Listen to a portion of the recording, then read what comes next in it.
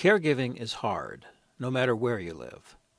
But if you're the caregiver for your parent and you live hundreds or even thousands of miles apart, the difficulties are magnified. How to deal with the distance and the associated anxiety that comes with it is the focus of this podcast. We'll call this program Distance Caregiving, Part 1. Listen to each program for ideas that you can use today to make your caring less uncertain and stressful. We start with James Sykes of the University of Wisconsin's Institute on Aging, who says that understanding your parents' living situation, understanding the life they lead, is the key to dealing with long-distance caregiving. I start my long-distance caregiving, if you will, by knowing as much as I can about that community, that place where my parents are. What is the source of joy there for their lives? What's causing them some anxiety? What's the nature of their daily routine? The more I know, the better I am able to kind of interact in a positive way, and I'm also assured of some support system in place if indeed there is one. The second thing I do is just keep them constantly aware that I care. As many ways, different ways, maybe a surprising phone call, maybe a surprising visit, maybe just something, whatever has been a part of your relationship, that continues. Distance doesn't have to be the kind of barrier that it once was. If you are living at a distance from your parents and they're not yet in crisis, now is a good time to encourage them to do some planning for themselves. For instance, they can research housing options in their community, look for various levels of independent or assisted living. In the dialogue between you and your parents, discuss a number of what-ifs. What if there's a change in your parents' health? What if your parents' medical condition changes and they need some assistance with housework or shopping? What if your parent decides that the house is too big to take care of? What if they become suddenly incapacitated and need intensive care? Would your parent be willing to move to another type of housing where people can help care for them? At some point, you may consider the need for relocation. Maybe you're thinking of moving to be closer with mom or dad, or considering the possibility of a parent moving in with you. If you are, think again. As a distance caregiver, you may think badly of yourself for not moving back to be with mom or dad, or because you are not willing to uproot your parent and move them to your own town. These are all normal and natural feelings that stem from the situation. However, these are not good reasons to abandon logic and make rash decisions which could have drastic consequences for your parent and your own family. Ann McKinley is a geriatric social worker in Arizona. She says to think long and hard about relocation and spend a lot of time talking with your parent and other family members. Probably you feel there is a greater need to move them, and that is one of the red flags and danger signals you want to look for within yourself. Are you feeling you want to be sure they are closer to you because of your fears or because of theirs? And that is such an important consideration. They may be very much more concerned about being able to be in a familiar place. You may be more concerned that if they fall and hurt themselves, that they can't easily get medical care.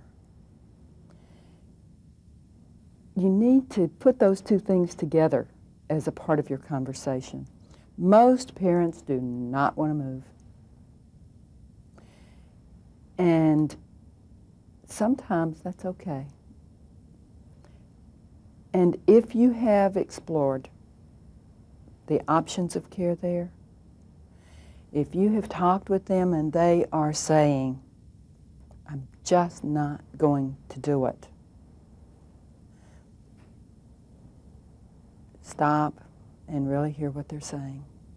Once you get past the idea of relocating, you need to focus on what is really happening right now with your parent.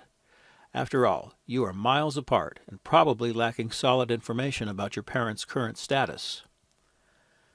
Gary lived in California and his mother in Indiana, more than a stone's throw away, a situation filled with anxiety. Living at a distance means that often you just don't know a parent needs help. Plus, it's not unusual for a parent to not admit to having a problem or downplay a situation. It was hard to see it coming. my mom sort of didn't want to let us know that things were as bad as they were. And that's why taking the trip to see her was really vital and really important. If I hadn't done that, it would have probably gone on for many, many more months. She just would call when she was feeling a little bit better. And then when I really saw how much she had deteriorated and how weak she was, that was really frightening. Nancy decided that she would take control of the information flow. Listen to how she handled it. I know all of her neighbors. I took them all out to lunch. I went in and I said, Mom, tell me who your best friends are. And she gave me a list and I invited them. I didn't invite my mother. I just invited the neighbors. And I invited them all to lunch. And I said, I live thousands of miles away from my mom. And I know she loves you and cares about you. And I know you care about her. And here's my telephone number. And if you see something different about my mom, I would hope that you would call me. I have a mother who, if she was dying, would tell you she was just fine. I'm just fine, dear. Just fine. I never know how she really feels. So, and they have called me and said, you know, your mother isn't getting enough exercise after she broke her hip. You need to call and motivate her more. And I do. And Dr. Julie Richardson, an ethnogerontologist and professor, had her way to reduce the anxiety of being 3,000 miles from Mom. I used to say to my mom, over the phone, long distance, 3,000 miles away, well, why don't you get the visiting nurses, and why don't you have the friendly volunteers come out, and why don't you have and she used to say to me, you know, Julie, that's more trouble than it's worth. And it was like, oh no, why don't you, and from my 3,000 miles away vantage point, I thought that for some reason she just didn't want all of these wonderful services that were out there that was going to help make her life a lot easier. And so when I went back to Niagara Falls, I had an opportunity to do that, put all of these things in place that would afford me respite and give me a break in my caregiving, and I did that. When it comes to understanding your parent's situation, there's no substitute for first-hand knowledge. That is, seeing for yourself. But for many of us, the expense and the time it takes to travel makes this extremely difficult. Gabriella Hayes of the Cornelia Schnurman Foundation says, if you're out of town, you've got a new problem. Then you've got to find someone else who's going to do that. And I would be very upfront with the parent. And I think there's a little underlying agreement by the parent that this is going to be an okay thing to do, that you care about them, that while they believe themselves to be perfectly fine, and as they were when they were in their 30s, they know down deep that that isn't quite the case, and they admire you for caring, and they're going to let you do it. They might fuss about it a little bit, but down deep they really want it to happen. Another way you can assess your parents' day-to-day situation from a distance is by learning to listen to what they tell you in a new way. Ann McKinley explains.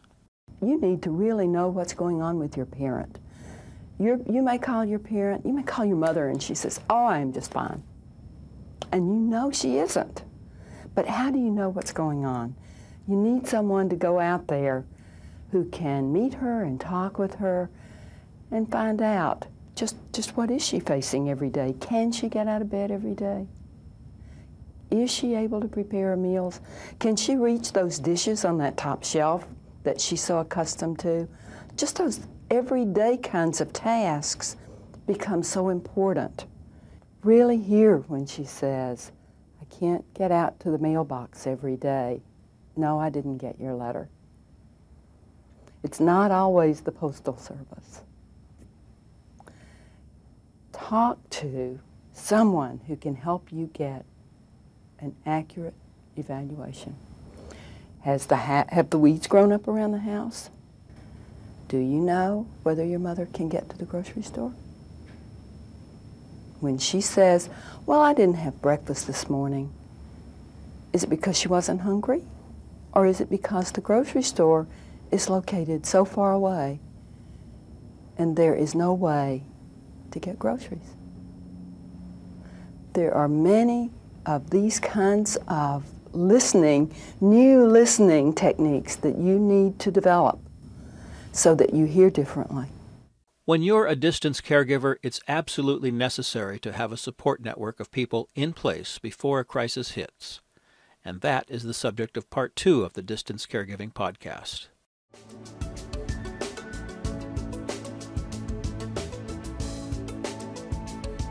This program was produced by agingparents.com, which is solely responsible for its contents.